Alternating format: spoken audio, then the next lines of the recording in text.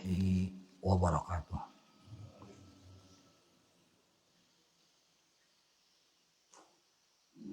Alhamdulillahi rabbil alamin.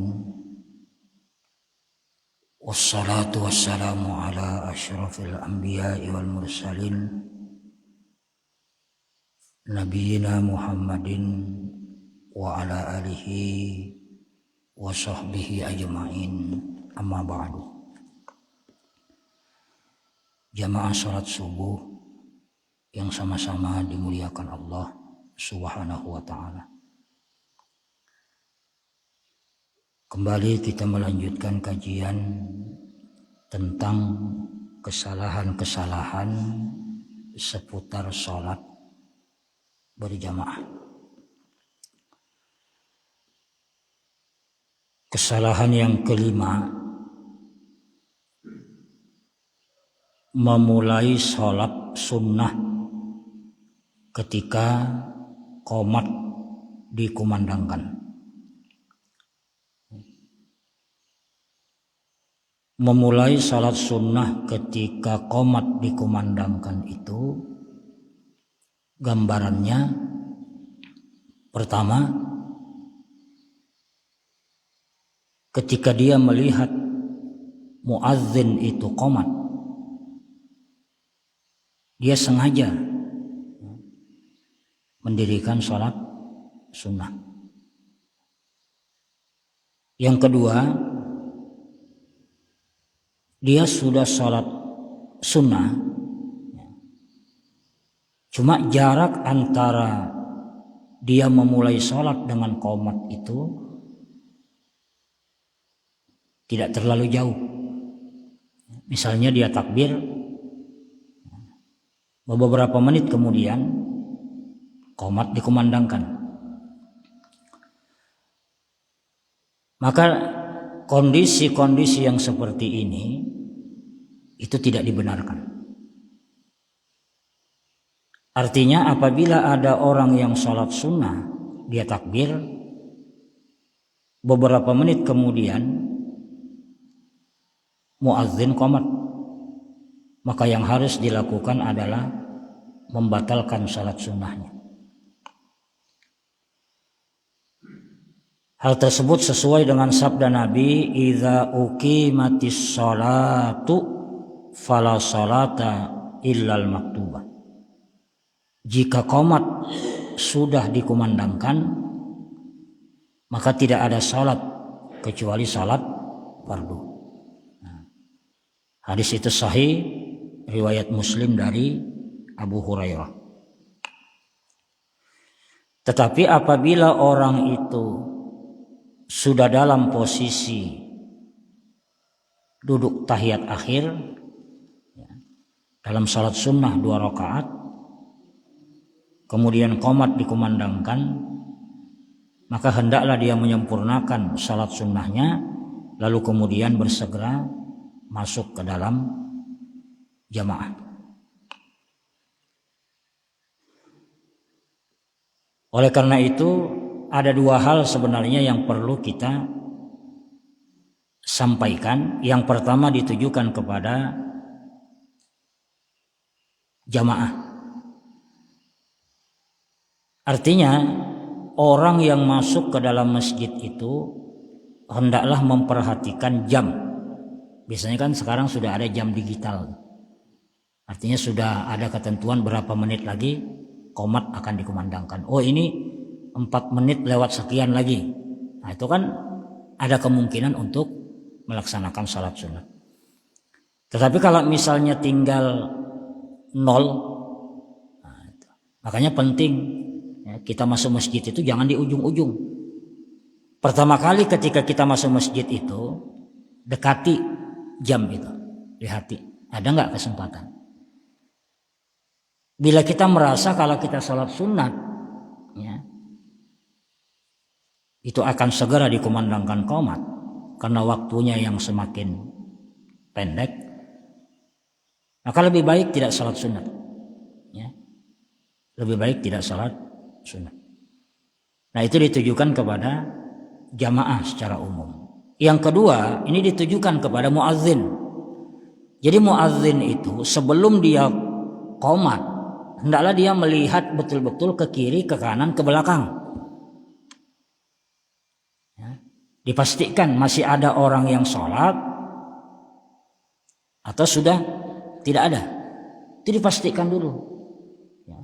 Baru kemudian qomat. Apa tujuan memastikan itu? Tujuannya adalah membiarkan orang lain untuk meraih pahala sholat sunat dulu. Ya. Jadi jangan ujuk-ujuk langsung ke depan tanpa lihat kiri kanan, tanpa memperhatikan ke belakang. Ya.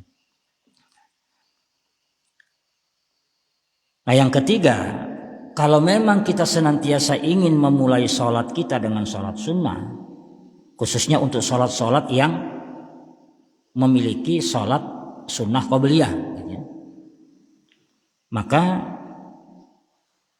hendaklah datang lebih awal, ya, jangan melambat-lambat. Kenapa kita katakan bahwa khususnya sholat-sholat qabliyah? Karena tidak setiap sholat itu memiliki sholat sunnah qabliyah, ya. Tetapi bisa kita laksanakan dengan perubahan niat.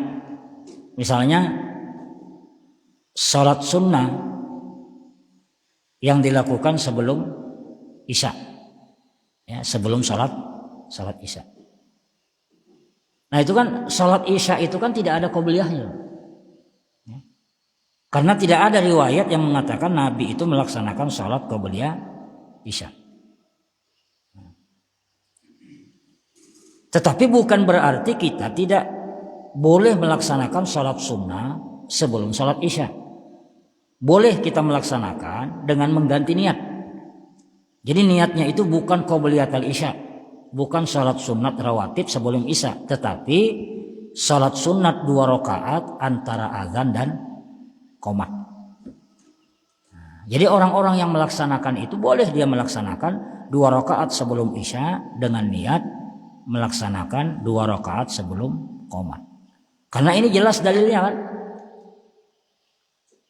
Jelas dalilnya. Artinya ma min salataini illa wa bainaha salatun. Tidak ada 2 salat, baina kulli adzanaini salatun. Di antara azan dan qomat itu ada salatnya. Ya, ada salatnya. Artinya bila ada qabliyahnya niatkan qabliyah. Bila tidak ada qabliyahnya niatkan salat sunnah antara azan dan qomat. Seperti itu. Karena memang ada hadisnya baina kulli adzanaini salatun. Di antara tiap-tiap azan dan iqamat itu ada salatnya.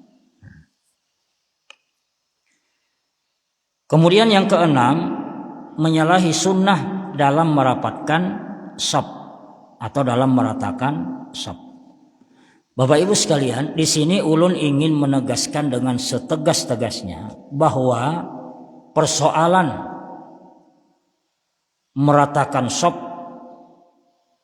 atau merapatkan shaf itu yang jelas-jelas ada perintahnya itu adalah aqimus sufuf. Aqimus sufuf. Aqimus sufuf itu artinya meratakan dan merapatkan shaf.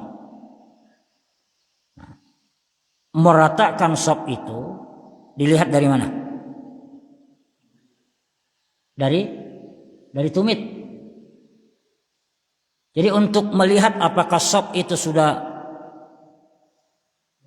lurus, ya, itu dari tumit, bukan dari kaki, karena kaki itu ada yang besar, nah bukan dari depan, bukan dari jari itu, karena ada yang panjang, ada yang pendek. Itu kalau kita maju mengikuti yang panjang, di belakang kosong, jadi maju mundur. Jadi tumit. Jadi kalau kita berdiri itu melihat apakah sudah lurus, itu lihat tumit kita, ya, bukan perut kita, bukan belakang, tapi tumit. Tumit tuh bang sandarannya. Jadi kalau misalnya tumit itu rata, berarti shaf itu lurus. Yang kedua rapat. Nah, bagaimana merapatkan shaf itu? persoalan merapatkan saf itu sebenarnya tidak didapati dalil dari Nabi itu merapatkan itu dalam konteks seperti apa, kecuali hendaklah bahu dengan bahu. Yang didapati itu bahu dengan bahu. Adapun kaki itu pada prinsipnya jarak antara kaki dengan kaki itu disesuaikan dengan lebar bahu, ya, disesuaikan dengan lebar bahu. Nah, jadi yang ada nasnya itu ini apa namanya? Apa namanya, Pak? Ini yang pundak ya. Nah, pundak dengan pundak. Kalau kaki ya, itu disesuaikan dengan itu saja. Dan tidak ada dari Nabi itu yang menyuruh sentuh kaki dengan kaki, karena sentuh kaki dengan kaki itu hanya pemahaman sahabat dan disebutkan dalam riwayat salah seorang sahabat, artinya tidak semua sahabat. Andai kata kalau di dalam sholat itu semua jamaah itu ya, sudah berdiri di mana posisi kaki itu sejajar dengan lebar bahu misalnya, lalu kemudian di sampingnya itu tersantuk kaki dengan kaki, ya, di sampingnya lagi tersantuk kaki dengan kaki, dan tidak ada yang merasa geli ketika kakinya disentuh, maka yang seperti itu bagus. Tetapi kalau kemudian ada kaki orang yang kita sentuh lalu kemudian dia menjauh, nah ini jangan dikejar, ya, jangan dikejar. Karena prinsip-prinsip di dalam merapatkan shaf itu, pertama,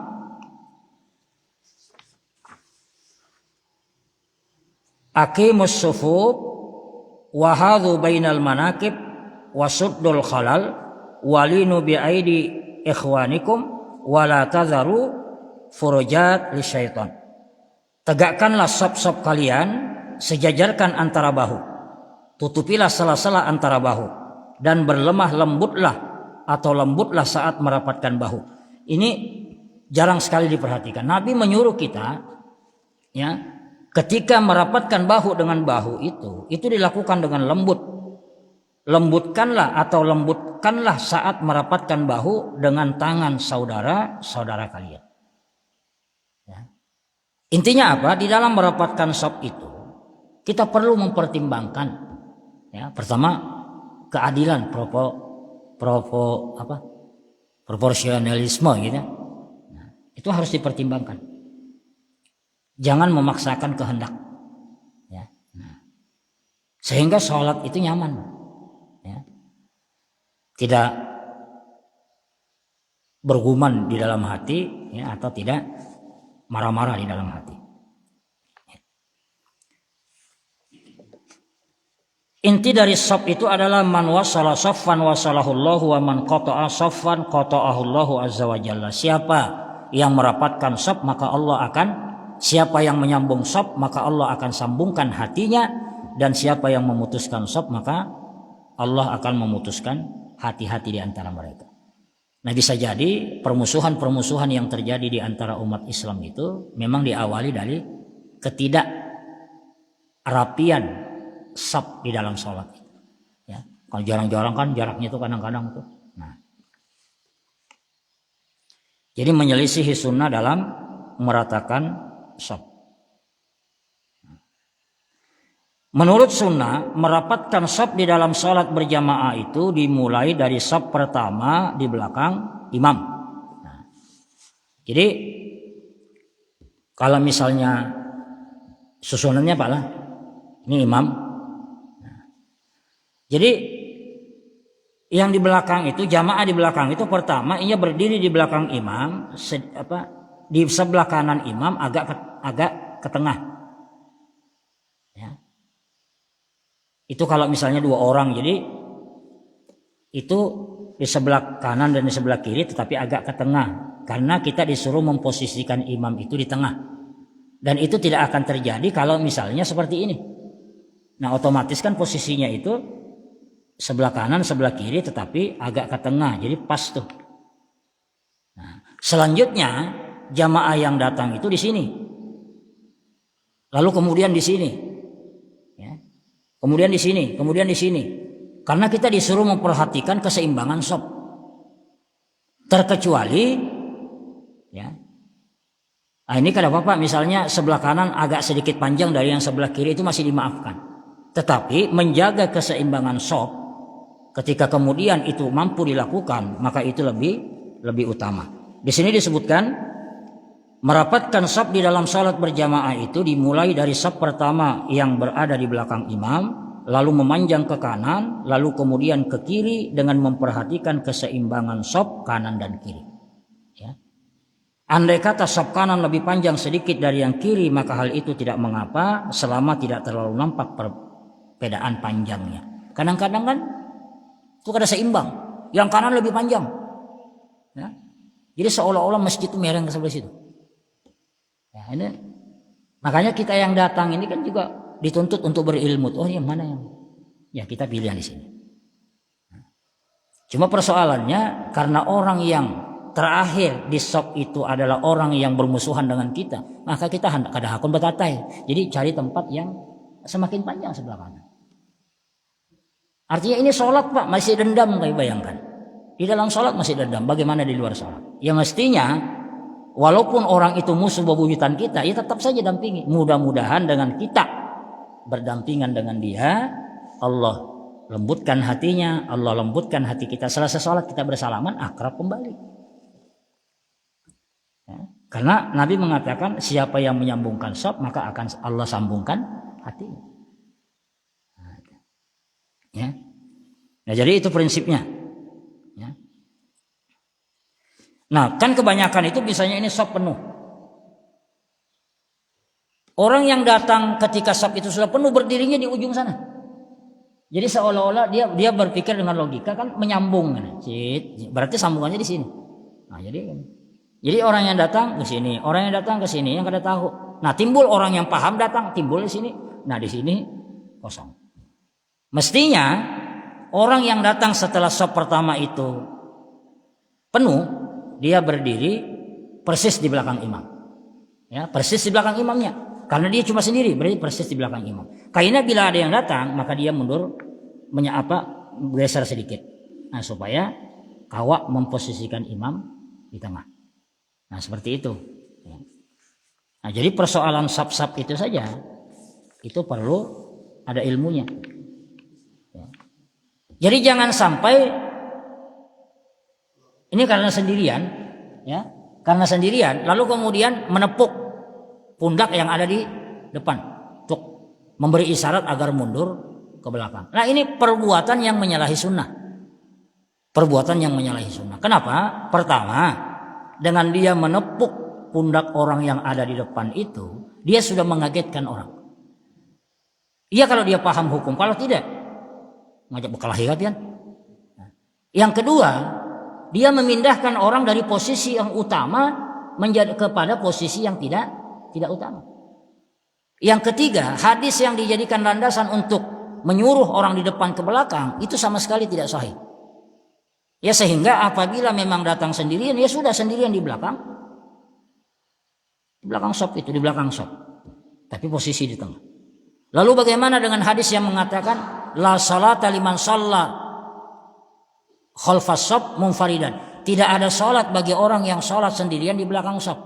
Itu tafsirnya adalah orang yang sholat sendirian, ya, di belakang jamaah. Ini jamaah ada imamnya. Dia sholat juga di belakang tapi sendirian, tidak mengikuti jamaah yang ada. Itu maksudnya sholat sendirian di belakang imam, itu kada sah.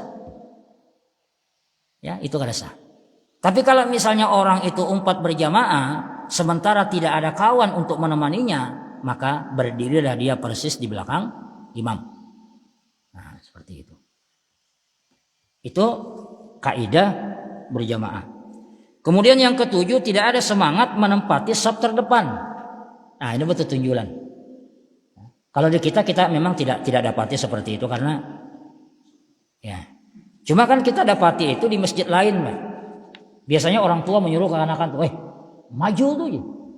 Yang orang tuanya sendiri ada bergerak. Padahal mengisi shaf itu termasuk ibadah.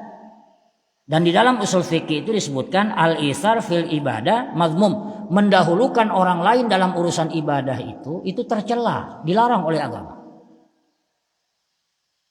Ya, termasuk wudhu misalnya, wudhu. Ini giliran kita wudhu. Cuma karena kita terbawa adat ketimuran, itu biasanya lebih mengedepankan orang tua. Pak, pian berdahulu. Disangkanya dengan begitu dia sudah melakukan kebaikan karena sudah melakukan adab-adab ketimuran. Padahal itu salah. Kenapa? Karena kalau dia mendahulukan orang lain untuk berwudu, ada kemungkinan dia masbuk. Jadi orang mendapatkan keutamaan sholat berjamaah dengan imam dari awal takbir, sementara dia sendiri itu masbuk. Jadi tercela hukumnya mendahulukan orang lain dalam hal-hal yang kaitannya dengan ibadah. Menyuruh orang maju, jangan nyuruh orang, kita yang maju. Salat Jumat kayak itu juga. Melihat kosong lah kasih maju. Ya. Jangan suruh orang. Nah, beda dengan urusan-urusan yang tidak bersifat ibadah kayak bermakanan misalnya. Biarkan saja orang lain dulu. Kalau ada sisanya kita kayak tupang mestinya. Kemudian yang ke-8, adanya celah-celah di antara jamaah. Ini adanya celah-celah di antara jamaah. Ini adalah kesalahan yang banyak terjadi di masjid-masjid. Ya. Pada saat ini itu ya seperti itu ya. Adanya celah-celah di antara jamaah. Jadi kadang-kadang sampai sejengkal atau dua jengkal. Memang Bapak Ibu ulun sampaikan bahwa ada perbedaan prinsip antara apa yang digunakan oleh Muhammadiyah, Salafi, kemudian aliran-aliran yang pembaharuan itu dengan saudara kita di Nahdliyin. Ini perlu kita sampaikan. Prinsip SOP. Kalau prinsip SOP dalam kalangan kita itu meratakan dan meluruskan SOP, itu bagian dari kesempurnaan sholat. Tetapi kalau di Nahdliyin merapatkan dan meluruskan SOP itu hanya bagian dari keindahan sholat, keindahan jamaah. Jadi bagian dari tahsin. Artinya tidak berpengaruh kepada sholatnya. Ya. Jadi mereka melihat bahwa merapatkan itu bagian dari keindahan, bagian dari kebagusan, itu aja. Bukan bagian dari kesempurnaan. Kalau kita kan bagian dari kesempurnaan. Makanya takutan kita itu kalau misalnya kita berdiri terlalu jauh dari kawan, kita takutan karena kita menilai bahwa itu adalah bagian dari kesempurnaan sholat. Karena memang Nabi menyuruh kita menyempurnakan dan mendirikan dan merapatkan shop, itu bagian dari kesempurnaan sholat.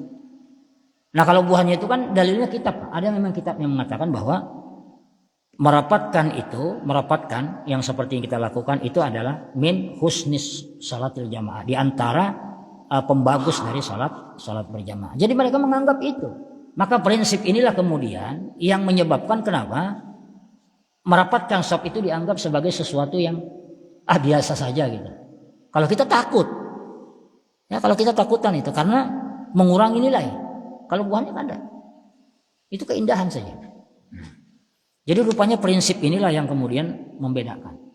Lihatnya saja di masjid-masjid, di mana saja pian sholat, kalau itu istilahnya saudara-saudara kita di Nahdliyin atau pemahamannya tradisional, ya pasti seperti itu. Ya. Kalau kita misalnya suruh berparak, alasannya, ini sudah ada batasnya Pak. Ini kan berbatas. Nah itu daerah pian, ini daerah ulun kan gitu. Jadi mereka ada aja alasan untuk ngeles ini. Bahkan kalau mereka dipaksa untuk rapat, lihat ya, kalau datang lagi mbahnya, aku udah nyaman sholat di situ ya, tarik-tarik.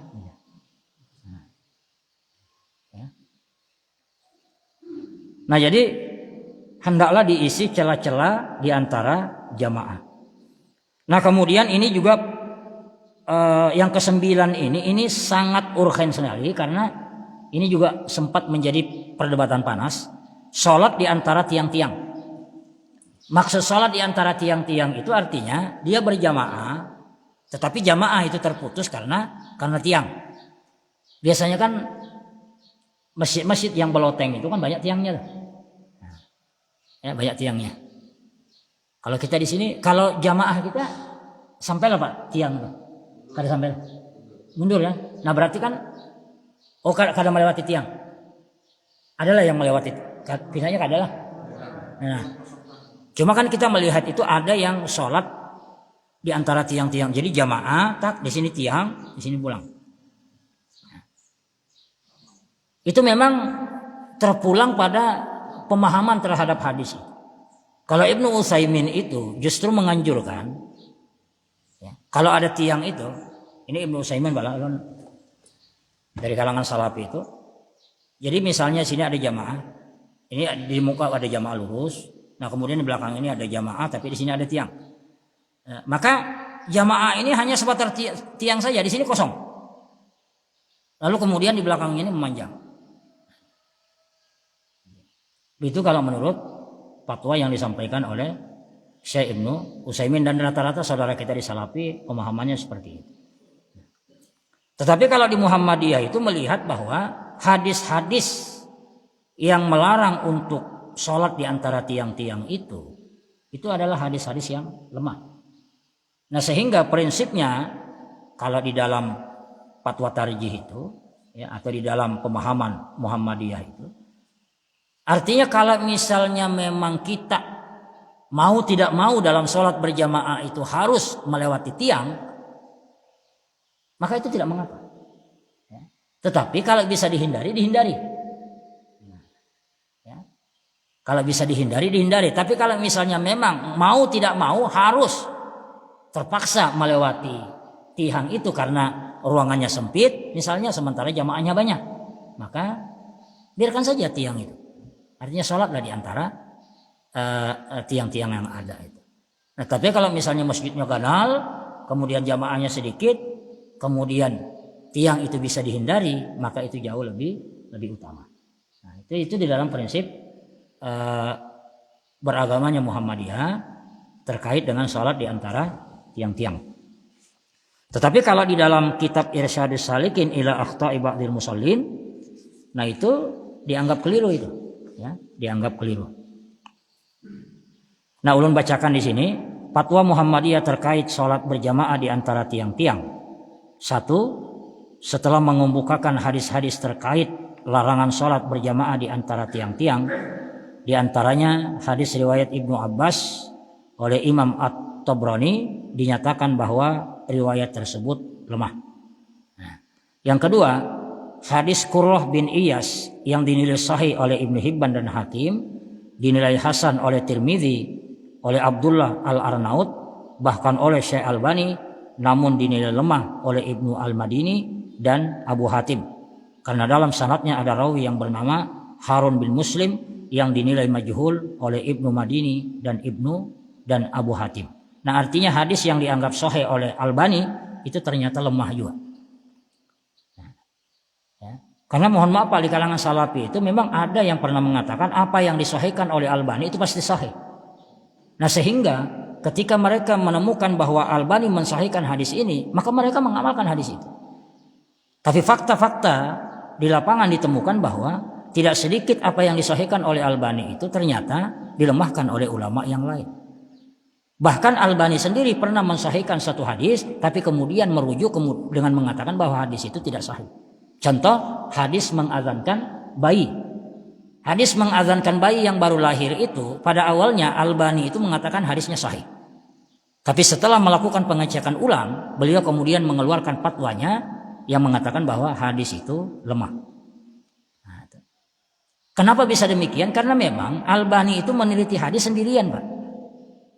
Berbeda dengan di Muhammadiyah. Muhammadiyah itu ketika memutuskan satu perkara itu terdiri dari, misalnya di situ hadir ahli ahli ekonomi hadir, kemudian ahli usul fikih ada, berbagai ahli itu dikumpulkan di situ karena setiap pembahasan satu persoalan budaya pasti ada di situ, maka ahli budaya juga dihadirkan di situ untuk kemudian mengimbangi pemahaman-pemahaman itu sehingga pemahaman yang diharapkan komprehensif. Nah, kalau Albani kan sendirian, itu sebabnya tidak sedikit pendapat Albani yang berbeda juga dengan tokoh-tokoh Salafi seperti Abdul Aziz bin Baz. Satu contoh misalnya, Albani itu mengatakan ketika kita sholat hendaklah mendahulukan tangan baru lutut. Ya, riwayat Abu Hurairah karena hadisnya sahih. Tapi di dalam penelitian dari Abdullah bin Bas yang sama-sama tokoh salafi itu mengatakan bahwa hadis Abu Hurairah yang mengatakan mendahulukan tangan baru lutut itu adalah hadis dhaif. Rawinya itu salah dengar. Rawinya itu salah meriwayatkan. Mestinya dia mengatakan lutut dulu baru tangan, tapi diriwayatkan tangan dulu baru lutut. Maka hukumnya hadis maklub. Hadis itu terbalik. Ini dua tokoh yang sama-sama tokoh sentral.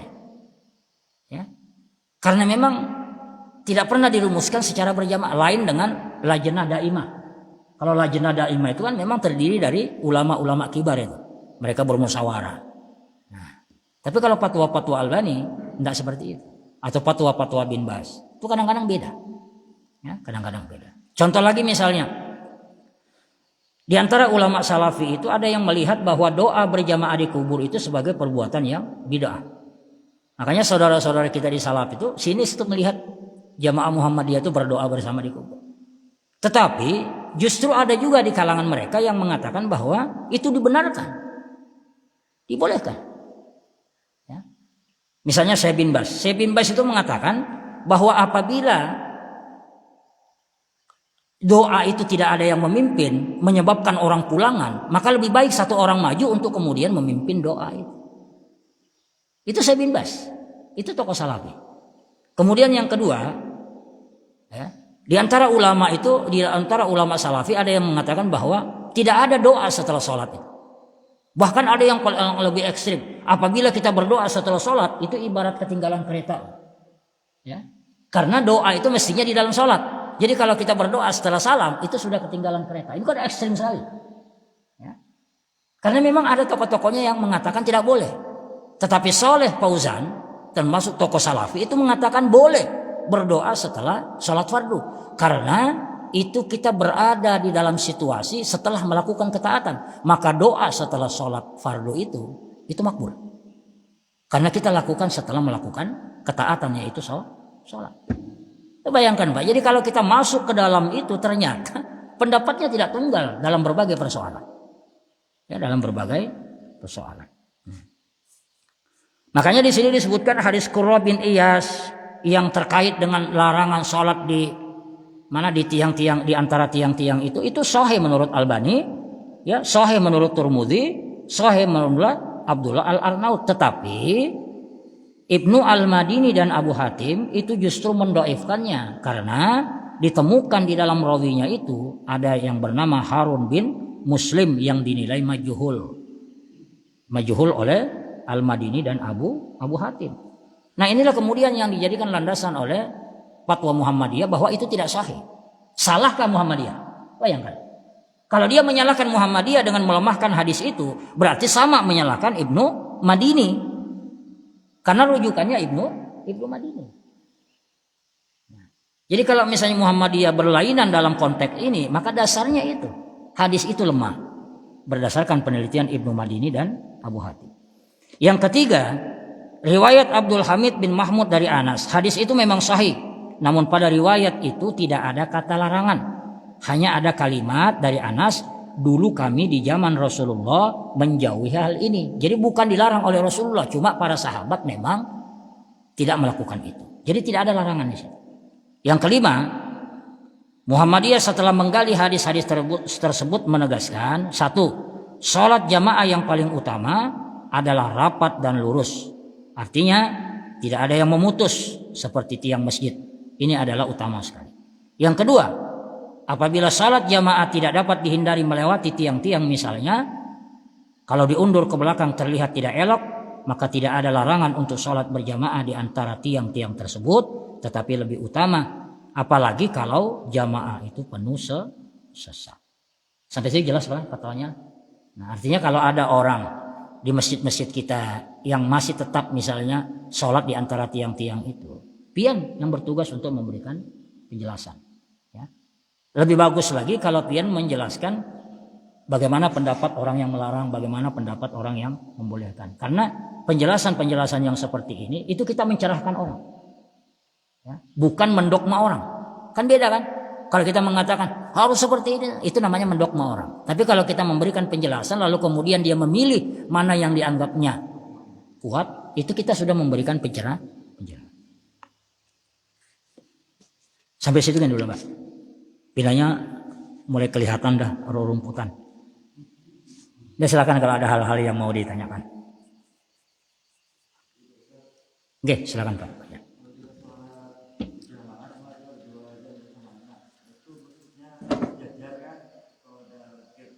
Oh, mundur sedikit. Iya. Oke. Lain?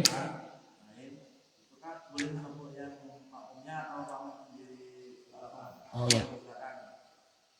Tadi kan kalau menotbook itu jangan, karena itu akan membayarkan. Jadi di sini disebutkan yang ke-10 pada posisi makmum tidak sejajar dengan imam pada saat sholat berdua. Artinya apa? Yang benar di dalam berdasarkan pemahaman dari Mahmud Al-Misri dan kita juga bahwa memang harus sejajar ya. Ya harus sejajar. Jadi tidak boleh bermundur sedikit, tidak juga tidak bermundur, tidak bermaju, sejajar Bang. Ya, sejajar. Berdasarkan hadis riwayat Anas bin Malik kemudian dari Jabir itu juga. Di antara sunnah dalam berjamaah jika seorang sholat bersama satu jamaah laki-laki, maka hendaklah berdiri sejajar dengan dasar riwayat muttafaqun alaihi dari Ibnu Abbas, kemudian riwayat Malik dari Abdullah bin Utbah bin Mas'ud, demikian pula riwayat Ibnu Umar kepada Nabi berdasarkan riwayat dari Imam Malik. Jadi kayak ini. Ya. Gitu. Kalau misalnya ada jamaah yang biasanya gini, Pak, kalau ulun tuh kalau ada jamaah terasa Bang, ada jamaah masuk itu kan terasa. Jadi antara dua saja. Kita mundur ke belakang, itu tanpa ditepuk, mundur sendiri saja. Ya kalau kita lihat orang sudah di sini berarti kita mundur. Lalu kemudian merapatkan memposisikan imam di tengah. Atau imamnya ini yang maju. Nah, itu dua cara untuk mengisi posisi yang dua tadi. Nah cuma kan pertanyaannya, Ustadz kenapa di masyarakat kita itu sholatnya masih seperti ini? Apakah itu salah? Mari kita lihat. Ya. Memang ya ini pentingnya kita wawasan bahwa ada alasan-alasan logis sebenarnya kenapa sampai hari ini khususnya di saudara-saudara kita yang berpaham Syafi'iyah itu yang posisi sholatnya apabila berdua seperti ini. Pertama mereka berdalil dengan keumuman hadis yang menyebutkan bahwa imam itu di depan. Kan memang kan kalau untuk laki-laki di saat sholat berjamaah imam itu kan di depan. Ini kan kaidah umum bahwa imam itu memang di depan. Itu satu. Yang kedua, mereka memahami bahwa dalam riwayat Ibnu Abbas itu ketika Nabi meletakkan Ibnu Abbas bersejajar dengan Nabi lalu kemudian mundur, itu kan Nabi tidak melarangnya. Andai kata dilarang otomatis ditarik lagi ke depan. Nah, cuma Nabi mengatakan kenapa mundur? Maka sudah kau letakkan di situ. Karena melarang. Nah, yang ketiga, adanya khawatiran ini. Kalau misalnya sholat berdua seperti ini, sementara banyak orang kada tahu ilmunya, ini yang masuk yang kada tahu ilmunya itu kan dianggapnya dua orang ini sholat sendiri-sendiri. Dikhawatirkan dia akan mengikuti salah satu dari orang di situ sebagai imamnya. Nah misalnya kayak ini kan dianggapnya padahal ini berimamah, cuma karena yang kada berilmu dianggapnya ini sholat sendiri-sendiri. Lalu kemudian dia umpat sini. Nah berimamah dengan yang ini. Jadi bentuknya L. Jadi adanya kekhawatiran seperti itu, maka untuk membedakan dan agar orang yang kada mengerti itu mengetahui itu berjamaah, maka mundur. Itulah alasan-alasan logisnya. Ya. Nah dengan adanya alasan-alasan logis itu ya kita harus memahami juga. Sembari sedikit-sedikit memberikan penjelasan. Bisa jadi karena mereka melakukan itu ya didasarkan oleh yang tadi, padahal ada hadis yang lebih sahih. Ya seperti itu. Jelas Pak? Nah. Silakan Pak. Oke. Ini masalah sholat. Seandainya ada berjamaah, posisi tidak menimpan suara. Lalu yang pertama itu maju, nah itu. Nah yang kedua dalam pembacaan surat itu apakah ada hadisnya yang melarang untuk membaca Al-Ikhlas? Al-Ikhlas di salat subuh. Surat subuh. Ya. Yang pertama tadi itu apa? Itu kurang jelas apa? Yang di depan keluar. Berarti kan kosong. Kosong ya. Yang belakang maju. Iya maju. Yang belakang maju. Ya, yang di belakang maju. Karena yang utama itu kan sop terdepan. Jadi usahakan sop terdepan itu diisi lebih dulu. Kemudian sop yang kedua. Jadi sop yang kedua itu bisa diatur dengan pelan-pelan untuk menutup celah-celah itu. Ya. Jadi maju ke depan. Nah. Tapi ada juga kejadian sampai akhir sholat kada ada yang isinya kan. Ada juga. Ya. Nah, itu mungkin dia menganggap bahwa merapatkan saf itu hanya bagian dari keindahan saja, bukan dari kesempurnaan. Itu satu tadi. Yang kedua, tidak ada hadis walaupun itu dhaif yang mengatakan dilarang baca surah Al-Ikhlas. Pian salat subuh tidak baca ayat saja itu sudah berpahala, apalagi membaca surah Al-Ikhlas. Jadi ulun itu mencoba karena melihat buka YouTube itu, penasaran dengan judulnya. Ya. Dilarang salat baca surah Al-Ikhlas. Dari penjelasan itu segala macam, ternyata alasannya hanya alasan akal-akalan saja. Surah Al-Ikhlas itu kan alasannya pendek.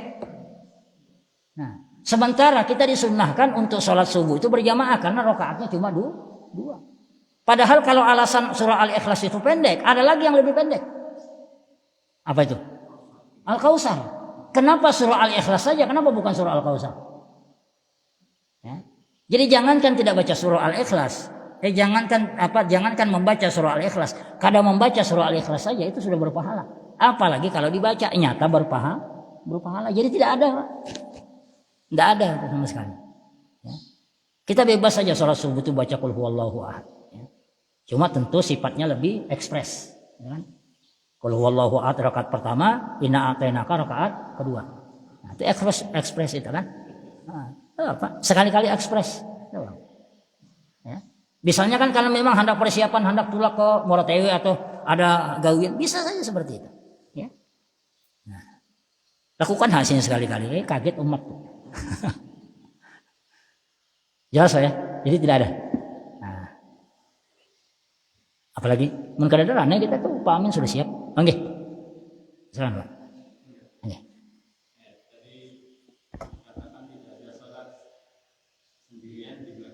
Ya. Ini pernah terjadi kasus ada jemaah di depan tuh yang masih aktif untuk jemaah. Kemudian datang lagi rombongan di belakang mendirikan jemaah sendiri. Ya. Bagaimana jemaah yang di belakang? Nih, itu persoalan yang pian tanyakan itu nomor 13. Kalau yang ditanyakan oleh beliau tadi kan nomor 11. Mendirikan jamaah baru padahal jamaah pertama belum selesai. Ya. Itu diantara hal yang tidak dibenarkan, mendirikan jamaah baru padahal jamaah pertama belum selesai. Ini pada umumnya terjadi ketika imam duduk pada tasyahud akhir. Ya, atau misalnya jamaah yang baru itu menganggap bahwa mereka itu tergesa-gesa. Ya. Padahal yang seharusnya dilakukan itu dua kemungkinan saja. Kalau ingin ikut berjamaah maka masuk melebur. Kalau ingin buat jamaah sendiri selesaikan dulu jamaah yang ada. Nah, ya, selesaikan dulu jamaah yang ada. Jadi jelas Pak. Artinya harus melebur. Ya. Jamaah itu harus melebur. Jangan bikin jamaah baru sementara jamaah yang pertama masih ada. Karena itu jelas sekali itu perpecahan.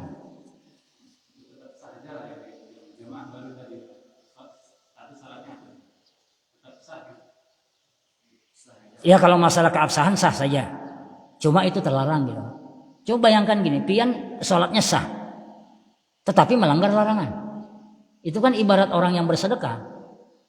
Ibarat orang yang bersedekah tetapi pakai duit juntanan gitu kan. Dia dapat pahala tapi berdosa. Ya. Amun berpahala juga. Jadi prinsip itu gini Pak. Kalau ada larangan ada perintah berberangan di situ maka didahulukan larangan kan. Contohnya seperti apa itu? Contohnya gini Pak. Ini mungkin belum pernah ulun sampaikan. Kita kan disuruh berpuasa 3 hari dalam setiap bulan yang disebut dengan puasa putih. 13, 14, 15 kan. Tetapi dalam kasus bulan Zulhijjah, tanggal 13 Zulhijjah itu kan, itu termasuk akhir dari hari tasyrik. Sedangkan hari tasyrik itu kita dilarang berpuasa. Jadi situ terkumpul antara perintah dengan larangan. Ya. Tanggal 13 itu awal dari puasa putih. 13, 14, 15. Sedangkan tanggal 13 itu adalah akhir dari hari tasyrik. Ini kasus bulan Zulhijjah. Jadi posisi tanggal 13 itu terdiri dari perintah dan larangan sekaligus. Lalu bagaimana kita melakukan itu? Ya sudah, puasa putih di bulan Zulhijjah cukup dilakukan dua hari saja, yaitu hari ke-14 dan hari ke-15. Yang 13 itu tidak perlu dikodok. Tidak perlu dikodok. Kenapa? Karena kaidah mengatakan apabila perintah bercampur dengan larangan, didahulukan larangan. Artinya jangan dilaksanakan.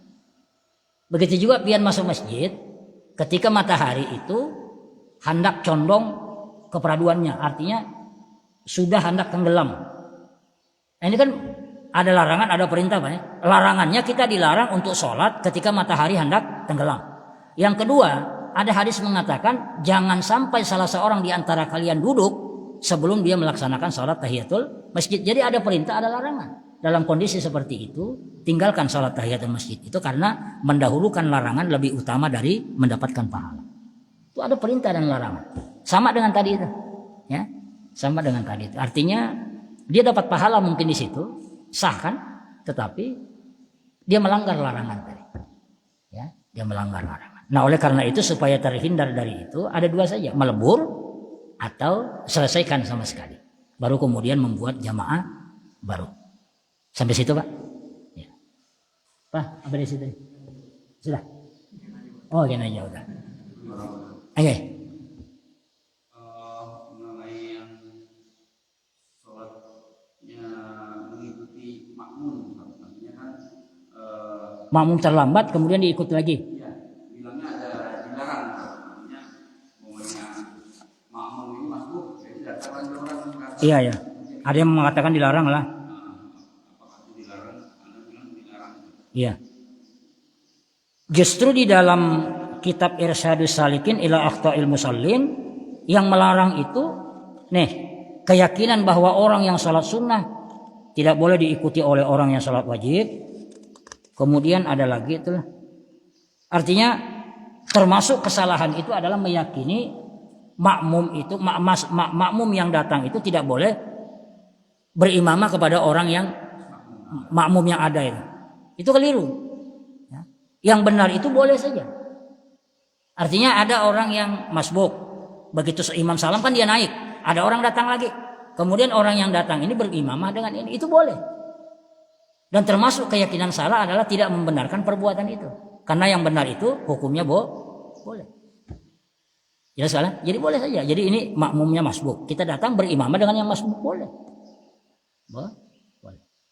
Cuma memang Muhammadiyah itu tidak merekomendasikan itu, Pak. Ya. Tapi terlepas itu boleh. Artinya tidak merekomendasikan itu, artinya bila datang ya sudah.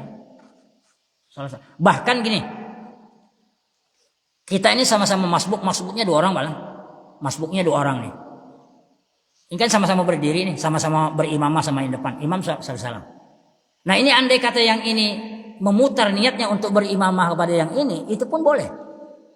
Ya, itu pun boleh. Jadi jangankan yang baru datang berimamah sama seperti ini boleh. Sedangkan yang sama-sama makmum tadi, yang berkawan 2 datang masbuk tadi, setelah imam salam kan dia berdiri berdua nih.